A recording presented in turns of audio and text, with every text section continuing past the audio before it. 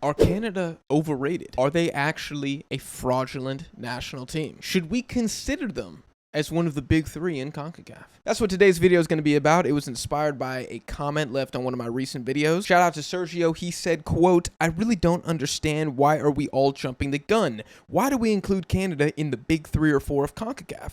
They have been quasi-serious about football for 10 years. They literally haven't achieved anything. So why are they over Costa Rica, to name an example? Jamaica, Honduras to a lesser extent.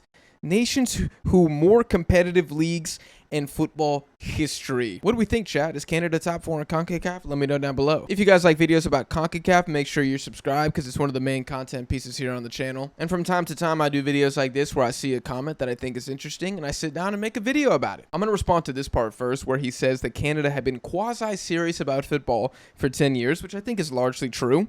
They literally haven't achieved anything. Now, I think it's important to differentiate between achieving something and winning something. Has the Canadian men's national team won anything? No. Well, actually, they did win the 2022 qualification table. Never forget. But outside of that, this team hasn't won a trophy since 2000. So to say that the Canadian trophy shelf is pretty empty is an objective truth. Does that mean Canada sucks, though? I mean, I don't know. There's a lot of pretty good football teams in the world that haven't won in a really long time. Is winning a trophy the be-all, end-all of a team being good or not? South Korea, for example, haven't won anything since the invention of colored television. Does that mean South Korea aren't that good? I mean, they've made it to the semifinals or further of like 8 Asian Cups. They just haven't been able to win. Does that mean South Korea aren't good? Does that mean South Korea shouldn't be considered in the top 3 or 4 of Asian teams? Because their trophy drought is longer than Canada's. What about England? Everybody talks about England being the pinnacle of football. You know, they invented the beautiful game. They got the best domestic league in the world.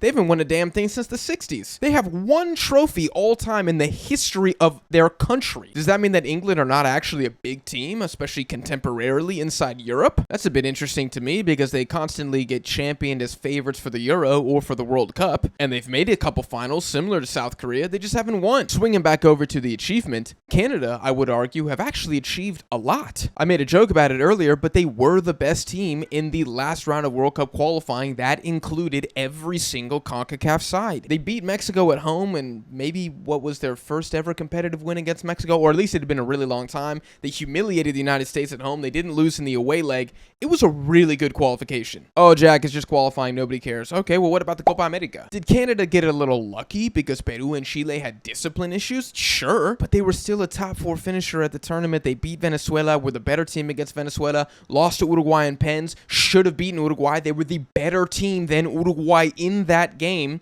I think that's an achievement. Meanwhile, the United States is the first host in Copa America history to get grouped. In Mexico, we were freaking abysmal. If you take it to the most recent Gold Cup, then yeah, Canada were a disappointment in the sense that they were a top 2 favorite and they should have made the final, probably should have won it all. And I've said 4 or 5 times now that Canada took the biggest L at the Gold Cup of any team because they needed the trophy more than anybody else. And also some of these other names were thrown out here. Jamaica, grouped at the Gold Cup? Are you freaking kidding me? For the first time since 2009, an incredible embarrassment. Costa Rica were eliminated in the quarterfinals just like Canada against a United States team that apparently is ass cheeks. I'm not sure if Los Ticos covered themselves in glory either. I've said a lot already in this video. Do I think that Canada should be part of the big 4 of CONCACAF? Yes, I do. Because I think the big 4 changes. Like, I'm sorry, what is this? Do we have like reserved seating at a restaurant where it's like, oh, no, I don't see Canada's name on the reservation. I'm sorry, I see Honduras. No, this thing is malleable. It's going to change over time. And currently, as of time of recording, July 16th,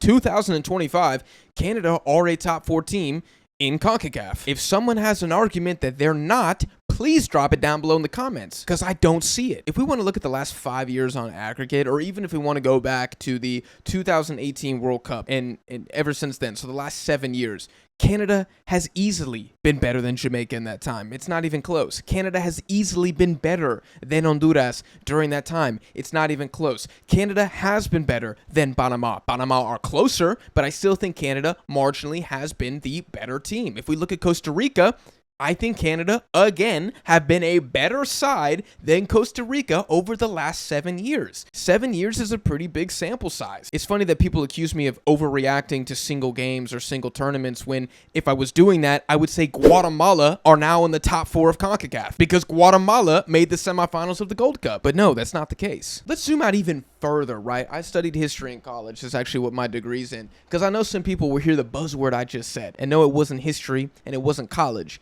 It was the word bigger. People will say, Jack, Canada are better than Honduras right now. They are better than Jamaica right now. They are better than Panama right now. They're better than Costa Rica right now.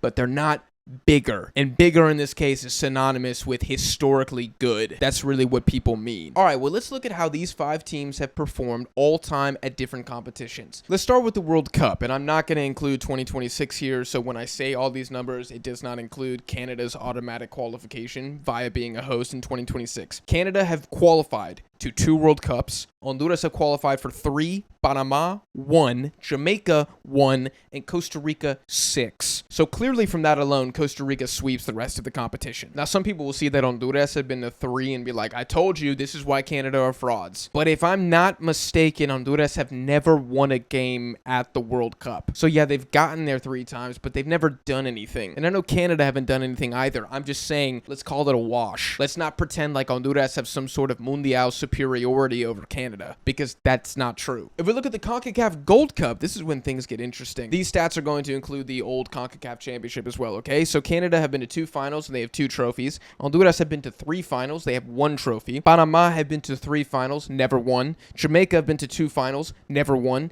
Costa Rica have been to 4 finals and have won it 3 times. So even historically, Canada has the second most trophies of those teams, again, behind Costa Rica. And honestly, y'all, I feel like everybody considers Costa Rica to be the 3rd biggest team in CONCACAF historically. I don't really feel like I'm, breaking any news here. Are they the 3rd best team in CONCACAF right now? No, they're beneath Canada and they're beneath Panama. But I think it's really interesting to look at this because even historically, it's not like Canada are even behind some of these other teams. CONCACAF is not a very good region, y'all. Maybe truth bomb time. It's not really that hard to be one of the top 4 teams here. This is not Africa. This is not UEFA. This is not CONMEBOL. The top 2 spots are pretty much always reserved for Mexico and the United States. The rest, you kind of just got to overtake Costa Rica and you're in. So do I think that Canada are a top 3 team historically in CONCACAF? No, I do not. Do I think that they're a top 3 team in CONCACAF right now? Yes, I do.